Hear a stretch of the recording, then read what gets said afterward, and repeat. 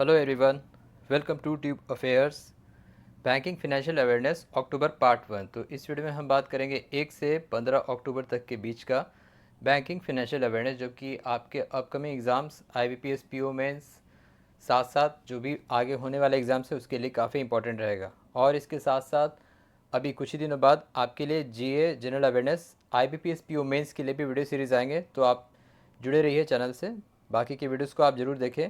Playlist में static banking को आप ज़रूर देखें, क्योंकि इससे ज़्यादा सवाल बनते हैं बैंकिंग मेंस एग्ज़ाम में। उस स्टैटिक बैंकिंग का प्लेलिस्ट डिस्क्रिप्शन में है। साथ साथ बाकी प्लेलिस्ट को भी आप ज़रूर देखें। तो स्टार्ट करते हैं 1 से 15 अक्टूबर तक के बीच का banking financial awareness. First question है, to boost the economic growth in India, IDFC यानी कि international development finance corporation made an investment of how much.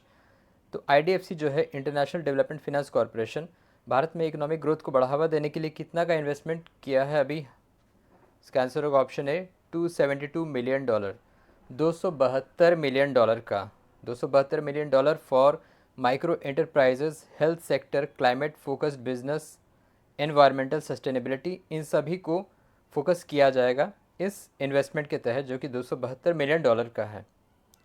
अगर हम बात करें IDFC, तो ये है इंटरनेशनल डेवलपमेंट फाइनेंस कॉरपोरेशन, जिसके CEO कौन है? स्कॉट नैथन है। हेडक्वार्टर इसका कहाँ है? वाशिंगटन DC में है। नेक्स्ट है, SBI card with which nation airlines launched two co branded credit card, जिसका नाम है क्रिस फ्लायर SBI कार्ड, और दूसरे का नाम है Chris flyer apex SBI card.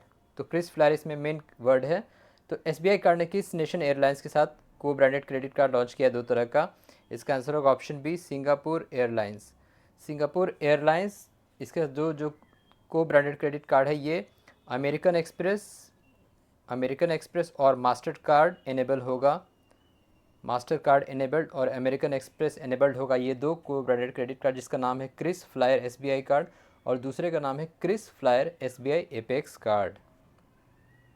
Next है, as per new rules for demat accounts and mutual fund investment, SEBI allowed holders of both instrument to include maximum of dash nominees। यानी कि SEBI ने जो है डीमैट अकाउंट्स और mutual fund investment करने के लिए कितने शख्सों के मैक्सिमम नॉमिनी को इंक्लूड करने का नया रूल गठन किया है? तो इसका आंसर होगा ऑप्शन सी, 10। यानी कि न्यू रूल के तहत डीमैट अकाउंट्स और म्यूचुअल फंड इन्वेस्टमेंट में जो अकाउंट होल्डर्स रहेंगे, दोनों इंस्ट्रूमेंट के जो फाइनेंशियल इंस्ट्रूमेंट है, इसमें ये मैक्सिमम 10 नॉमिनीज को इंक्लूड कर सकते हैं। As per security and exchange board of India, SEBI ने अलाउ किया है।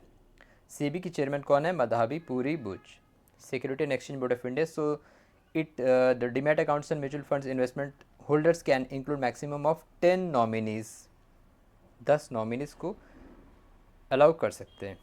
नेक्स्ट है, as per RBI reserve bank of India fourth bi monthly monetary policy committee meeting MPC, repo rate was kept unchanged at dash under the LAF liquidity adjustment facility for 10th consecutive time. अभी हाल ही में RBI का monetary policy committee का meeting हुआ है, by monthly MPC। तो इसमें जो है रेपो रेट को 10वीं बार भी अनचेंज रखा गया है under the liquidity adjustment facility के तहत। तो रेपो रेट अभी वर्तमान में क्या है? तो इसका आंसर होगा ऑप्शन डी, 6.50, 6.50 है अभी वर्तमान में बैंक रेपो रेट। ठीक है। तो RBI रिकन्स्टिट्यूटेड, इसके साथ साथ इसी के साथ कनेक्टेड न्यूज़ है, RBI जो है अपने MPC को रिकन्स्टिट्यूट किया है, अपॉइंट किया है किसको? अविरल जैन को एज द एग्जीक्यूटिव डायरेक्टर। ठीक है, अविरल जैन को एग्जीक्यूटिव डायरेक्टर अपॉइंट किया RBI ने मॉनेटरी पॉलिसी कमेटी के तहत। In addition appointment with 3 external members, 3 बाहरी मेंबर्स को भी अपॉइंट किया गया। देखिए MPC में टोटल 6 मेंबर्स होते हैं, जिसके चेयरपर्सन होते हैं RBI के गवर्नर। ठीक है, जो 3 रहते हैं वो RBI की तरफ से रहते हैं और 3 जो रहते हैं भारत सरकार की तरफ से रहते हैं। MPC जो है ये गठन हुआ था 2016 में, मॉनेटरी पॉलिसी कमेटी जो है 2016 में ये गठन हुआ था इसका।